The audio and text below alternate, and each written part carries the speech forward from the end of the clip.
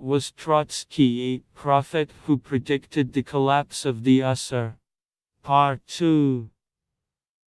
After reading the first part of the article, it is already clear to us in the most concise form that both Lenin and Stalin did not exclude the possibility of the restoration of capitalism in the USSR, and unlike Trotsky, they also understood the reason why the restoration could happen. And the followers of Trotsky, brainwashed by millions of repetitions of the mantra party equals bureaucracy equals oligarchy equals bourgeoisie equals capitalism, believe that the predictions of their guru have exactly come true. The author of this article has been involved in polemics with Trotskyists for a long time, and therefore I will give a specific example of behavior on Yandex. Zen Trotskyist under the pseudonym Vladimir Lenin. Blue highlights how the Trotskyists begin to justify themselves, and red highlights how they end up. In 99% of cases of disputes with them, they are unable to go beyond this template with the same off-scale level of argumentation and the same proportion of probability that this character did not read the devoted revolution at all. It is also worth noting that those who use such pseudonyms are either school children, or they clearly have problems with the psyche and self-affirmation. Let's hope that they are not serious, although Trotskyism does not do this to people. If we take an analogy in this case specifically, and in general to this problem in general, then the quote of the famous Dutch scientist programmer Edgar Dijkstra is perfectly suitable. It is almost impossible to teach good programming to students who are initially focused on basic. As potential programmers, they are mentally stupid, without the slightest hope of healing.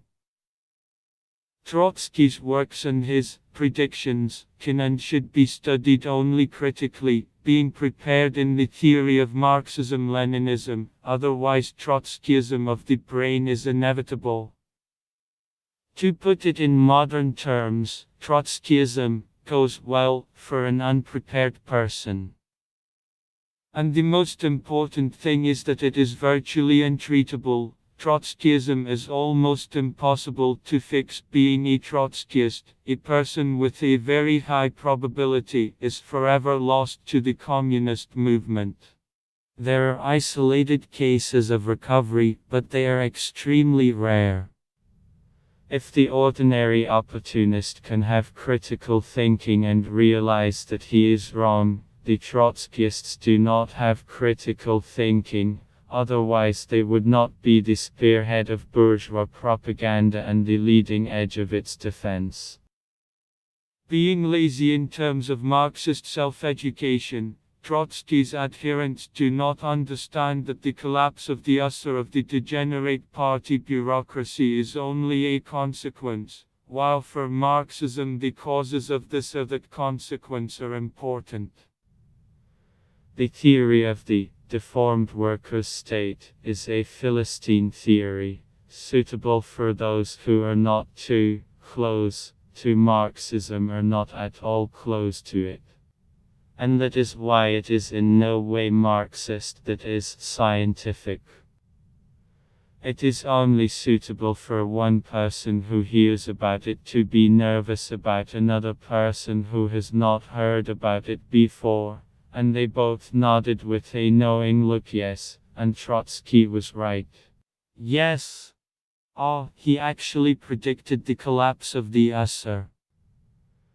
Therefore, no matter how much you explain to the Trotskyist, do not try to convey to him that the Soviet Union did not collapse because of the bureaucracy. It collapsed because the top party leaders after the death of Stalin were either complete ignoramuses in the theory of Marxism-Leninism, Khrushchev, Andropov, Kosygin, are extremely weak in it, Brezhnev, Suslov.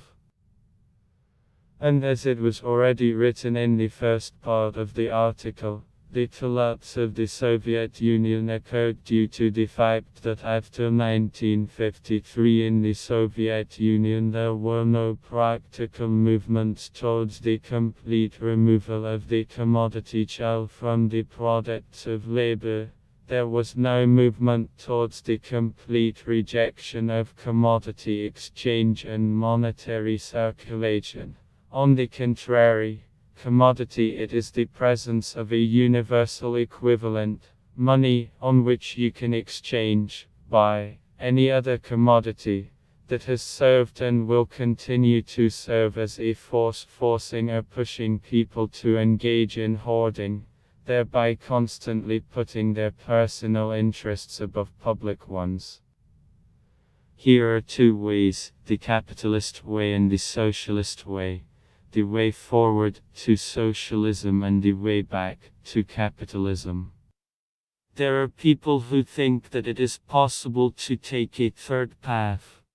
In fact, any third way is a path to the same capitalism. I.V. Stalin excerpts from speech at the first All-Union Congress of Collective Farmers' Shock Workers on February 19, 1933. The post-Stalinist leadership chose the third path, which is the second one in disguise. If Khrushchev purposefully pushed through the restoration of capitalism in a veiled form, then under Brezhnev the flywheel of promoting this process partially slowed down, but this process was not reversed. And after the Kosygin reforms, it gradually began to unwind with a new force, having repeatedly strengthened the Andropov household. Settlement reform and reaching the apogee during Gorbachev's perestroika. Millions and billions of acts of exchange of money for goods and goods for money under socialism reproduce, regenerate, resurrect, and continuously restore capitalism, make it a force capable of crushing socialism. And the first and most important task of the communists of the past and the future was and will be the struggle against this force. That is, the struggle against marketability. But this does not mean that the money should be cancelled from today to tomorrow, as the Khmer Rouge did with the public burning of money, the apotheosis of which was the explosion of the building of the main bank of the country, which was filled with cash. The process of transition from commodity exchange to product exchange is gradual, and this gradual process is the whole difficulty of building a new communist society, since it requires, first of all, the maximum competence of the top leaders. And most importantly, this competence cannot be achieved through elections. When only the illiterate can choose the same illiterate from their ranks.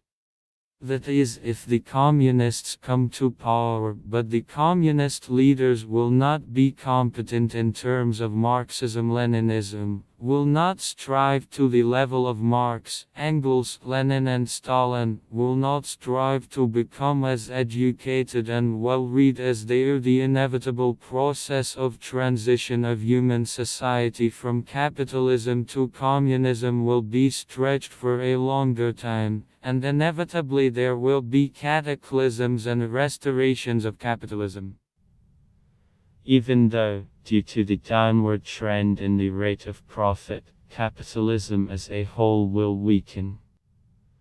Because after the new Stalins and Kojas, economic workers like Khrushchev, Brezhnev or Ramos Alia will come to power, who will either purposefully restore capitalism or, at best, will do nothing to prevent this restoration.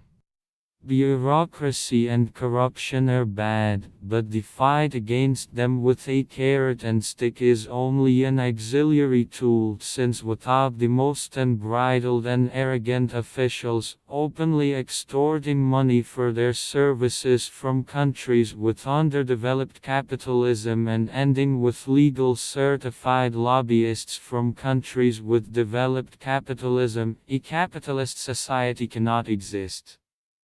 The carrot and stick can only regulate their quantity to a certain extent, but they cannot be completely eliminated.